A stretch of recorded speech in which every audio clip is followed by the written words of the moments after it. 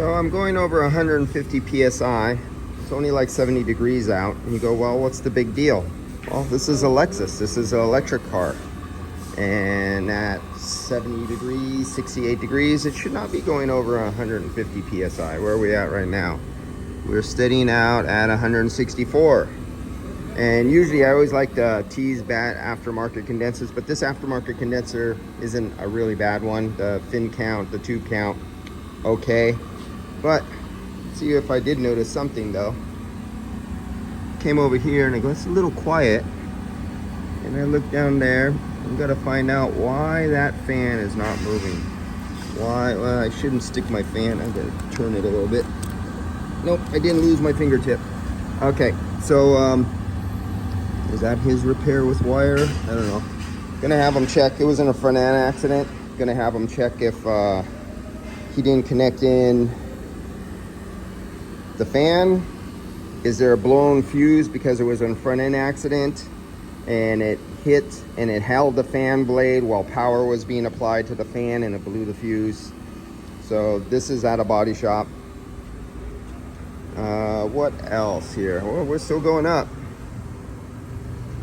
Now, this car will never overheat and the air conditioning will perform just perfect. I might get 39 or 43 or 44 degrees out of the dash, whatever it calls for, with just one fan. But when they go out on a hot day, it'll fall flat on its face because it'll go up near to 400 psi when it's at idle.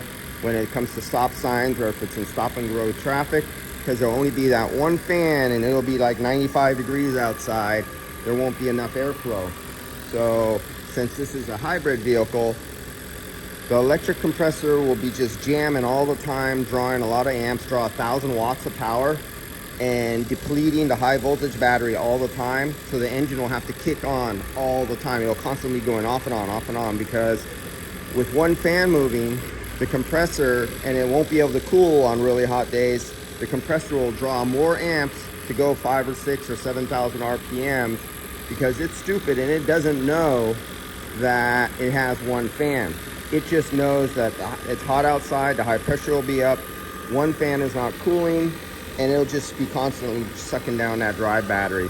So poor gas mileage, poor AC performance because of one fan not working good. It looks like we're starting to steady out here at this temperature. So if you look at our ambient temperature right here we go. Here's our little ambient temperature sensor right there. We are at, that's really not the temperature, that's the surrounding here, 77 degrees. We are at, let's take this one out. Our temperature in the shop. I'm curious what it is out here. Our temperature in the shop, I didn't think it was overset. I just thought it was like 80% humidity.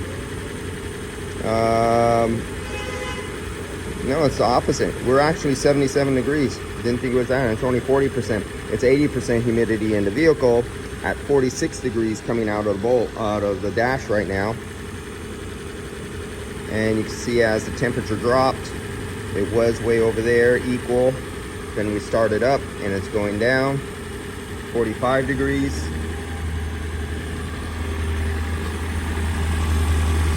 So we got one fan to figure out why it's not working, but other than that, the AC is working fine.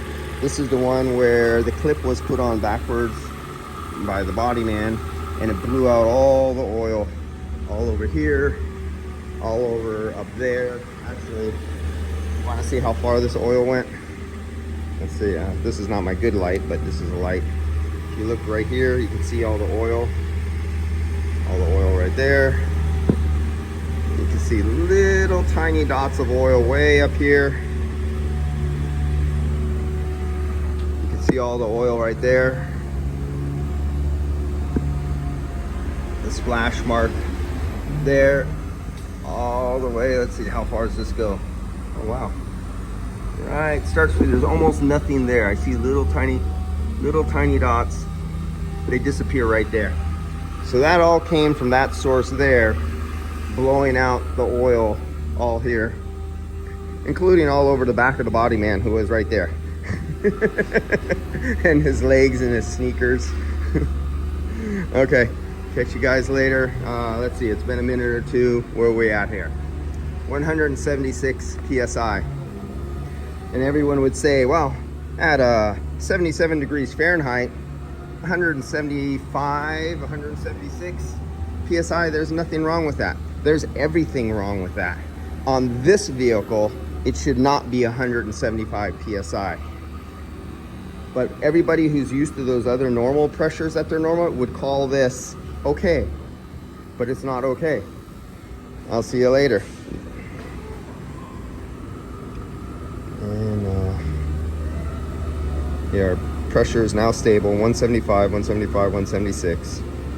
Low side is 34 PSI. See you guys later.